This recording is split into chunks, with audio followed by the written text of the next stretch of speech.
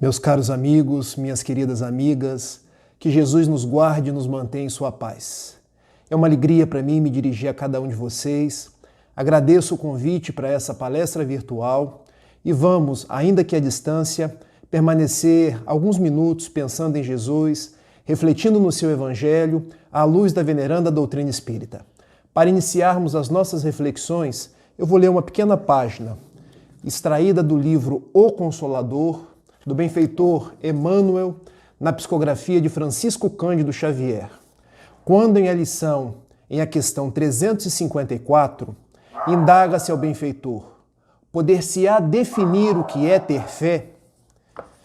E Emmanuel responde, ter fé é guardar no coração a luminosa certeza em Deus, certeza que ultrapassou o âmbito da crença religiosa, fazendo o coração repousar numa energia constante de realização divina da personalidade. Conseguir a fé é alcançar a possibilidade de não mais dizer eu creio, mas afirmar eu sei, com todos os valores da razão tocados pela luz do sentimento. Essa fé não pode estagnar em nenhuma circunstância da vida e sabe trabalhar sempre, intensificando a amplitude de sua iluminação, pela dor ou pela responsabilidade, pelo esforço e pelo dever cumprido. Traduzindo a certeza na assistência de Deus, ela exprime a confiança que sabe enfrentar todas as lutas e problemas, com a luz divina no coração, e significa a humildade redentora que edifica no íntimo do espírito a disposição sincera do discípulo, relativamente ao faça-se no escravo à vontade do Senhor. Vamos elevar os nossos corações numa prece a Jesus e aos benfeitores. Amigo e mestre Jesus, nossos benfeitores espirituais, nossos corações vos buscam nesse instante para apaziguar os nossos ânimos e para que a paz do alto possa refrigerar os nossos espíritos. Nós pedimos, abençoe os nossos lares, abençoe as nossas famílias, abençoe todas as vítimas do coronavírus, seus familiares, abençoe os profissionais de saúde e todos aqueles envolvidos nesta pandemia que hoje visita o mundo. Deixa-nos, Senhor, rogar por todos aqueles que nesse instante estão envolvidos neste vídeo, por todos aqueles que nos escutam e no mesmo diapasão vibram nesta fé enquanto certeza imorredora na sua providência divina.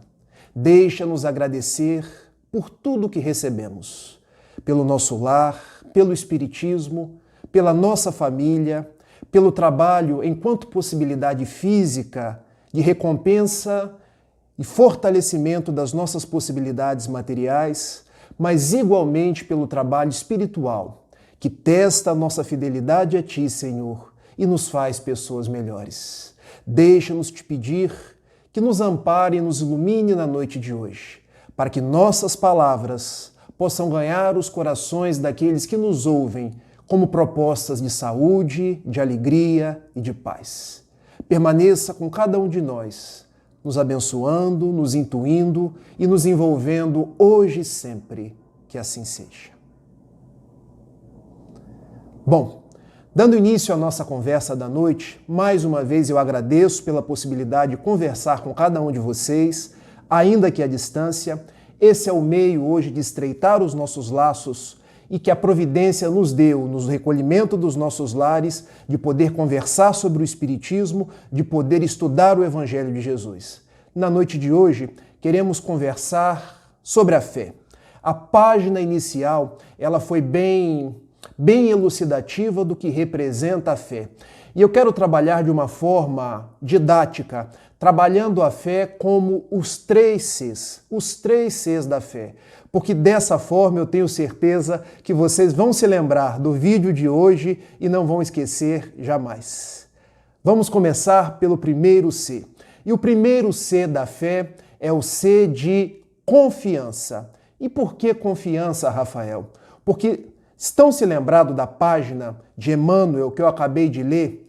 Ele diz que ter fé é guardar a certeza na providência de Deus, é guardar a certeza luminosa de que tudo está de acordo com a bondade de Deus. Então vamos fazer uma distinção logo de início, porque ter fé não é simplesmente acreditar. Ter fé é algo maior do que acreditar. Ter fé é ter certeza, é guardar confiança, é entregar-se a Deus, a Jesus e aos benfeitores espirituais. Mas como isso, Rafael, eu ainda não entendi. Ora, acreditar tem um juízo mais raso, porque vejam, eu posso acreditar que o meu time será campeão, eu posso acreditar que amanhã não vai chover, eu posso ter várias crenças, mas confiar, entregar-se, ter certeza é algo mais profundo. É quando nós estamos com alguém, é quando nós depositamos nossas esperanças em alguém, sabendo que tudo está de acordo com a vontade dessa pessoa, que no caso é Deus. Então, para início da nossa conversa, eu quero traduzir alguns exemplos. Vejam, quando eu tomo um ônibus, e eu estou aqui na cidade de Niterói, os meus pais moram em Itapiruna, cerca de 320 quilômetros. Eu entro dentro do ônibus, recosto na minha poltrona e durmo aquilo que nós chamamos de o sono dos justos. Vocês acham que eu vou até o motorista e pergunto assim para ele: "Ô motorista, você está em dia com seus exames psicotécnicos? Você está descansado para guiar 6 horas de viagem, que costuma ser o tempo de Niterói a Itapiruna? Você se alimentou antes de fazer essa viagem?" Nós costumamos agir dessa forma? Não costumamos. Nós deitamos na cadeira e, se for de noite, então a gente ronca na poltrona. E por que isso? Porque a gente não acredita no motorista, a gente tem confiança no motorista de que entrando no ônibus aqui em Niterói, nós chegaremos sãos e salvos no nosso destino, no lugar onde estamos indo. E observem que muitas vezes temos confiança num simples motorista, mas não temos a mesma confiança em Deus. Parece uma circunstância que nos chama à reflexão. Por que temos confiança no motorista que nos dirige e não temos confiança no motorista maior de nossas vidas, que é Deus? Vamos para um outro exemplo? Quando vamos comprar o pãozinho na padaria de manhã, aquele pãozinho que a gente passa manteiga e toma com o café gostoso, nós vamos até o padeiro e perguntamos assim: "Ô padeiro, você por acaso não colocou bromato demais nesse pão? Você, sem querer, não propiciou que alguma espécie de substância venenosa, quando você estava trabalhando aí na padaria, caísse no pão e esse pão vai me fazer mal?" Não é assim que nós costumamos agir.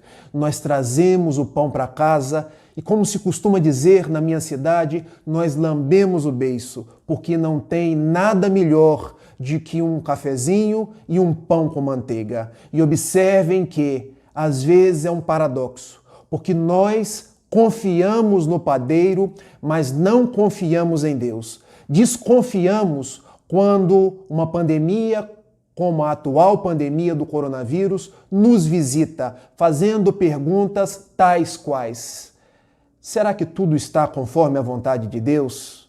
Quando será que tudo isso vai acabar? Será que uma coisa ruim vai acontecer sobre a humanidade? Não, meus amigos. Eu digo que tudo está e permanecerá de acordo com a vontade de Deus. Tudo está sob o seu controle. Como diziam os antigos, os nossos antepassados, nossos pais, nossos avós, não cai uma única folha de uma árvore sem que seja da vontade de Deus, da vontade do Criador. O problema é que a nossa fé muitas vezes traduz-se no campo da crença, uma coisa mais superficial, uma coisa de tão somente acreditar, quando a nossa fé deveria estar no campo da certeza, conforme a proposição de Emmanuel, no campo da entrega, no campo da confiança. Porque o dia que a nossa fé for a efetiva confiança em Deus, nós saberemos que tudo que nos chega é para o nosso bem. Tudo que vem até nós é para o nosso crescimento. Essa pandemia que hoje nos visita é para que nós possamos nos recolher aos nossos lares, repensar as nossas vidas, ressignificar os nossos propósitos e seguir adiante. Aliás, é o que dizem os bons espíritos em a questão 737 do Livro dos Espíritos, quando Kardec indaga aos imortais. Porque Deus manda os flagelos destruidores à sociedade. E a resposta se dá de uma forma magistral e didática a cada um de nós quando eles respondem: para fazer a sociedade progredir mais depressa, para que os homens possam transformar-se mais depressa no seu sentido moral. Então observem, ter fé no primeiro C, dentre os 3 Cs que serão as nossas proposições da noite, é confiança, é guardar confiança em Deus, porque tudo está conforme o seu poder e a sua misericórdia. Me lembro de um dia em que o apóstolo mineiro Francisco Cândido Xavier resolve, diante de tantos problemas de sua vida, levar um pedido a Maria Santíssima. Mas como ele não se sentia assim no direito de levar esse pedido diretamente, ele resolveu utilizar-se de Emmanuel, que era o seu anjo de guarda, o seu espírito protetor, o seu guia. E conversando com Emmanuel, ele disse mais ou menos assim: Emmanuel, você sabe que eu gosto demais de você, não sabe, Emmanuel?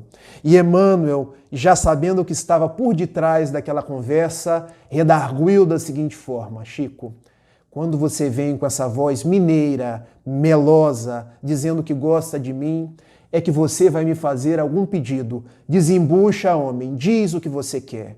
Ah, Emmanuel, você não sabe.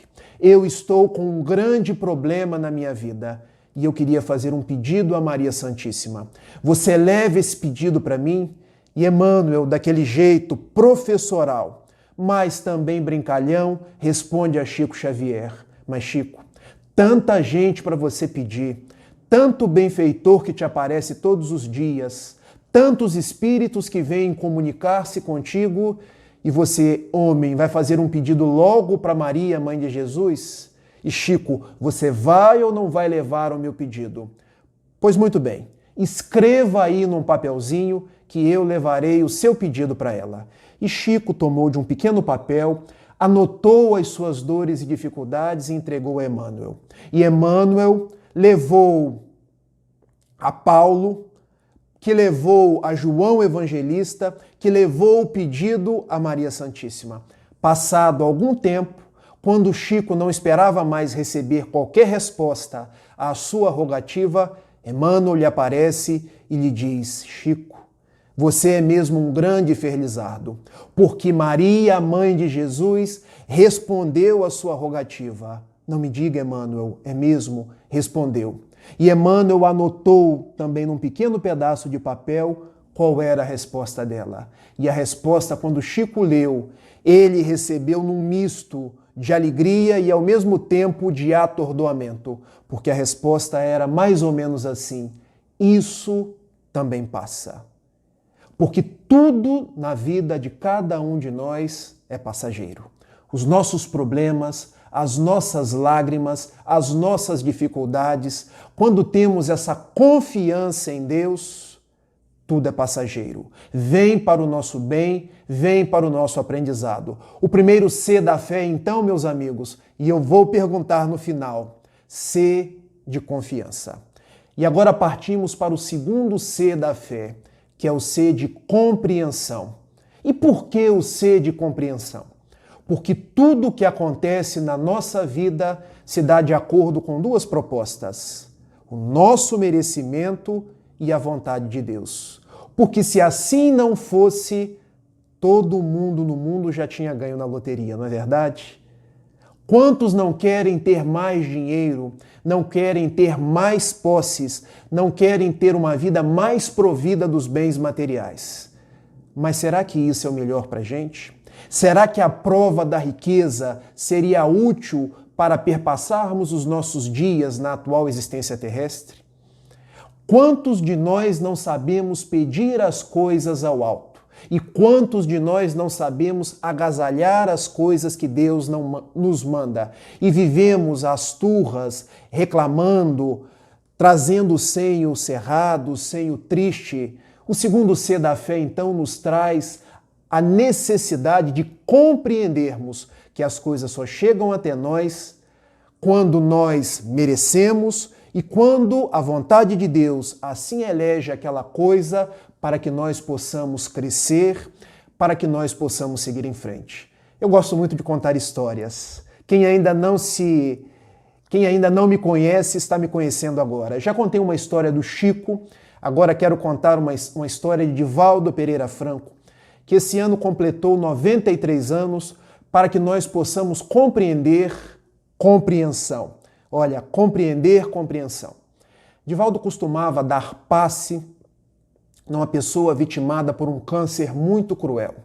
Era um câncer do sistema linfático e a pessoa, me permitam a expressão, ela ia morrendo célula a célula, já não tinha mais a sua interlocução com as pessoas que a visitavam e chegou num estado de deperecimento orgânico que aproximava-se aos olhos de todos a sua desencarnação. Certa tarde, Divaldo aproximou-se daquela pessoa, como costumeiramente para lhe aplicar o passe, e debruçando a mão por sobre a sua cabeça, sentiu-se aproximar o doutor Adolfo Bezerra de Menezes Cavalcante, que é o amigo dos pobres, que é o amigo dos necessitados, que é o amigo de cada um de nós. E aplicando os passes naquele enfermo, naquele irmão nosso de caminhada, doutor Bezerra disse a Divaldo: meu filho, nosso irmão vai ficar muito bem. Estamos contigo doando as melhores vibrações e os melhores fluidos a este companheiro. E Divaldo, quando sentiu a presença de Bezerra de Menezes, colocou a mão ainda com mais vigor e aplicou as melhores energias numa prece fervorosa, numa prece ardorosa. Terminada a oração, terminados os trabalhos do passe, aproximou-se a esposa daquele homem, já triste, temendo a sua desencarnação, e perguntou: Divaldo, como está o meu marido? E Divaldo respondeu: minha irmã, ele está muito bem. Eu vi o doutor Bezerra de Menezes, que se aproximou para os trabalhos da noite e disse que o seu marido vai ficar muito bem. Divaldo talvez não tenha entendido muito bem e falou com a esposa que ele ficaria muito bem, e a esposa entendeu que do dia para a noite o seu marido iria melhorar, iria sarar daquele câncer, iria curar e voltaria a ser o esposo de sempre. E Divaldo, conversando com aquela senhora, lhe disse: o doutor Bezerra disse que ele vai ficar bem. E a senhora alegrou-se, pensando que nas próximas horas, quiçá nos próximos dias, ela teria o seu marido de volta. E também esse foi o pensamento inicial de Divaldo. A esposa o convidou para que no dia seguinte, já que ele iria melhorar, retornasse para alguns comestíveis, algumas bebidas não alcoólicas, para confraternizar num culto do Evangelho no lar. E Divaldo, era um sábado, resolveu retornar. Quando aproximava-se, já no domingo à tarde, Divaldo viu que à porta da casa havia uma coroa de flores. Haviam pessoas chegando com aquelas roupas negras, como costumam ser os dias de luto. Pessoas chorando, e ele não entendeu nada. Mas como assim? Eu estive aqui ontem e Dr. Bezerra de Menezes me disse que o nosso irmão iria ficar bem.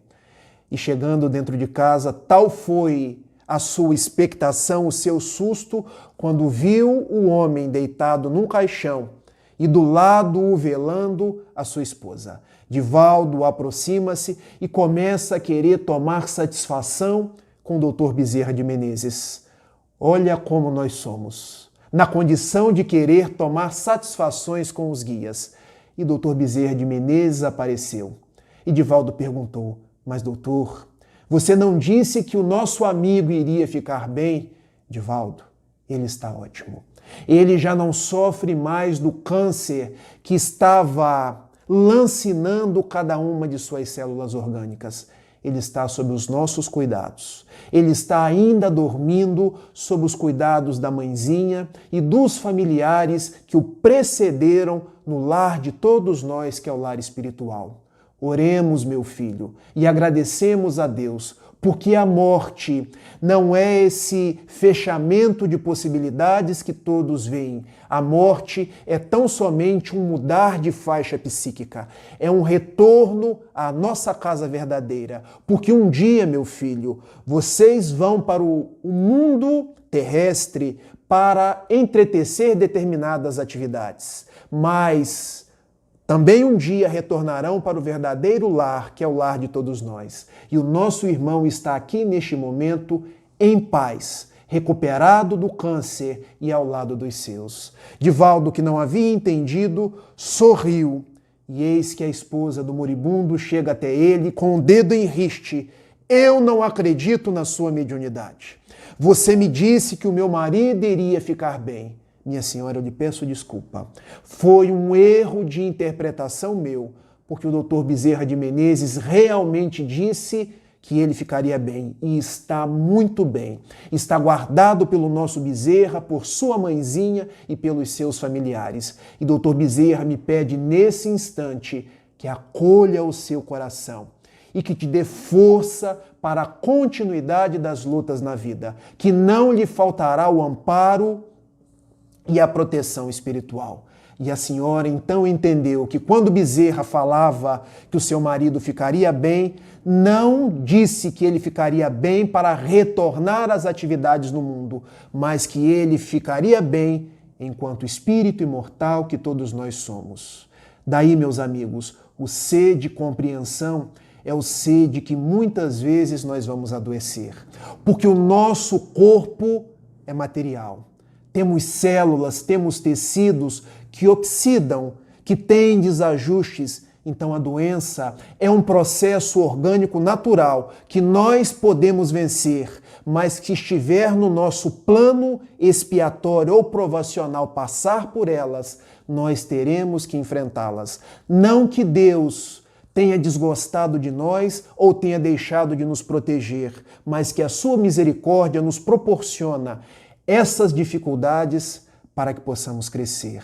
O ser de confiança é o ser de entender que as vicissitudes, as dores e as dificuldades que vêm até nós é para o nosso bem. E que quando as pessoas desencarnam, e quantas estão desencarnando agora, vítimas da pandemia do coronavírus? E nós sabemos que quando um familiar nosso, que quando um amigo nosso desencarna, resta a saudade.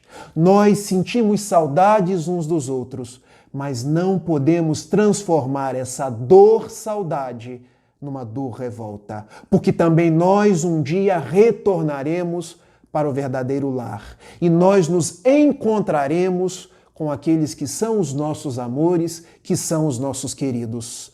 Ter fé enquanto confiança, enquanto compreensão, é saber dessa realidade de cada um de nós e compreender a beleza do amor de Deus em todos os instantes. Já falamos então do primeiro C, que é o C, confiança.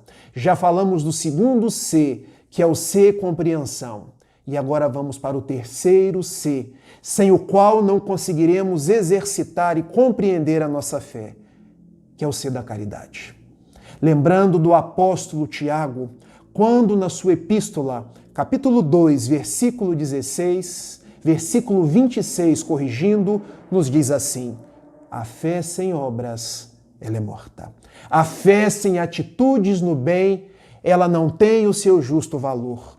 A própria palavra oração, ela é composta de duas palavras, podemos dividi-la em dois termos, or, de oração, e agere, de ação, porque devemos orar guardando a nossa fé, mas devemos transformar a nossa fé em atitudes, em gestos de solidariedade, em curvas de ternura para com aqueles que sofrem, para com aqueles que choram. Daí, ter fé sem obras, não entendemos o verdadeiro sentido da fé. E se já contei uma história de Chico Xavier, outra de Divaldo Franco, Eu agora quero contar uma história de José Raul Teixeira, quando ainda perambulava pelo Brasil e pelo mundo. Gente, falar 30, 40 minutos não é tarefa fácil. O relógio já correu aqui e eu, achando que eu teria que falar de uma forma mais escandida, estou vendo que já falei bastante, mas já vamos para as nossas conclusões. Raul conta que visitava uma companheira no interior do estado de São Paulo e sempre que ia até a sua casa, ela lhe confidenciava um sonho. O seu sonho era abrir um lar para as crianças, mas ela sempre dizia que não tinha tempo, porque tinha na sua profissão de professora, de dar aulas, de preparar aulas, durante o final de semana cuidava de sua família, e o benfeitor de José Raul Teixeira, Camilo, que é também o benfeitor da nossa casa, a nossa CEF aqui em Niterói, Sociedade Espírita Fraternidade, dizia assim, por intermédio de Raul, àquela senhora: meu filho, diga à nossa irmã que não podemos deixar os trabalhos que nos competem no bem para depois. O nosso melhor tempo é hoje e agora. Nós temos 2 tickets, meu filho. O ticket da nossa encarnação, que sabemos o dia e o horário. O meu ticket da vinda da atual encarnação, 26 de maio de 1980. Tive a honra de completar 40 anos de existência, mas eu nem vocês sabemos a hora do nosso ticket de retorno. Pode ser amanhã, pode ser daqui a 10 ou outros 40 anos. Não estou agourando ninguém. Estou apenas apropriando da fala do Camilo para trazer aos nossos corações que devemos aproveitar o nosso tempo enquanto é hoje e agora para transformar a nossa fé em obras. E dizendo dessa forma àquela senhora, ela sempre retrucava: Raul, mas eu não posso. São muitos os afazeres, são muitas as dificuldades. E todos os anos Raul a visitava e ela dizia dos seus sonhos de abrir um educandário para as crianças e ao mesmo tempo dizia que não tinha tempo. Numa das idas ao interior de São Paulo, ela aproxima-se de José Raul Teixeira, já bastante magra, já bastante esquálida, e diz assim: eu estou doente, Raul. Eu estou percebendo, minha irmã, o que se passa. Você sempre jovial, sempre bonita, agora abatida, agora no corpo que parece nem querer mais responder aos seus comandos. Eu tenho um câncer. Eu tenho um câncer do aparelho digestivo e o médico me deu poucos meses de vida. Mas eu, nesses poucos meses de vida, eu hei de realizar o meu sonho. E Raul pensou: teve a vida inteira e vai realizar agora quando deve tratar a sua dificuldade. Mas Raul não disse isso, estimulou: pratique o bem, minha irmã, mas cuide de você do mesmo jeito. E ele sentiu aproximando-se o benfeitor Camilo, que endossou as palavras do médico, prevendo o seu retorno pelas vias da desencarnação ao plano espiritual. Da mesma forma, Raul não disse isso àquela senhora, mas continuou visitando aquele lugar como de costume anualmente. Passaram-se 2 anos e naquela visita, 2 anos depois, ele percebe que a senhora não tinha desencarnado nos 6 meses previstos pelo médico e endossado pelo benfeitor espiritual. Ela chega até Raul Teixeira e diz assim: Raul, quando você me viu magra, esquálida, quase consumida pelo câncer, eu naquele mesmo dia recolhi todos os meus haveres, juntei todos os meus familiares e realizei o meu sonho. Não podia abrir um lar para 100 crianças, nem para 200 crianças, mas recolhi 10, 15, que depois se transformaram em 20. Os meus familiares me ajudaram e hoje eu já tenho um pequeno lar que cuido de outras vidas. Sou útil à medida das minhas possibilidades. E eu fui percebendo, Raul, que a energia, a alegria de viver foram me tornando uma pessoa melhor, uma pessoa mais saudável, uma pessoa que foi vencendo o câncer. E eu quero te contar uma coisa. Os meus exames que diagnosticaram metástase quase pelo corpo todo começaram a diagnosticar que o quadro das metástases haviam diminuído. Eu tinha feito quimioterapia, radioterapia, quase não senti os enjoos e todos os dias estava trabalhando. E Raul, a última notícia que eu recebi do médico é que eu estou curada. E o próprio Raul, sem saber o que dizer, sentiu aproximar-se o benfeitor Camilo, que lhe disse assim: meu filho, ela iria desencarnar. Mas como aproveitou os seus 6 últimos meses de vida para obrar no bem, para pensar no próximo e para ser útil às crianças que são filhas do Calvário de Jesus, os nossos benfeitores espirituais resolveram conceder-lhe uma moratória, porque essas crianças que ela recolheu nas ruas, nos caminhos da adversidade, não tinham com quem cuidar, não tinham com quem contar, e agora podem contar com ela. Então, o alto resolveu deixá-la por mais algum tempo, retirando-lhe o câncer devastador, para que ela seja a mãe de todas essas crianças. Assim, meus amigos, é a lei de Deus. A lei de amor, a lei de misericórdia. A lei que nos ensina que a nossa fé se robustece, se torna mais forte quando a transformamos e agimos através da caridade. Me lembro quando uma pessoa foi consultar-se com Chico Xavier e lhe disse assim: Chico, eu estou para morrer de hoje para amanhã. Os médicos me deram o ultimato. A minha vida está por um fio. E ele sentiu Bezerra de Menezes aproximando-se dele. E Dr. Bezerra de Menezes pediu para que fosse dito àquele homem: Dr. Bezerra de Menezes está aqui. E ele, de fato, constitui que você tem uma problemática cardíaca muito grande e que sua vida realmente está por um fio. E ele me pede que eu lhe receite alguns medicamentos homeopáticos, mas que te deixe a seguinte recomendação como norma de conduta para a sua vida. Trabalhe, meu filho. Trabalhe no bem, que o fio engrossa. Se a sua vida hoje está num pequeno cordão, quanto mais trabalhares, esse cordão transformará-se numa corda, transformará-se num cabo, e você há de ficar conosco um quanto mais. Tanto quanto for da vontade de Deus, tanto quanto for do seu merecimento. Eu gostaria então de encerrar as minhas considerações da noite dessa palestra relembrando os 3 Cs da fé.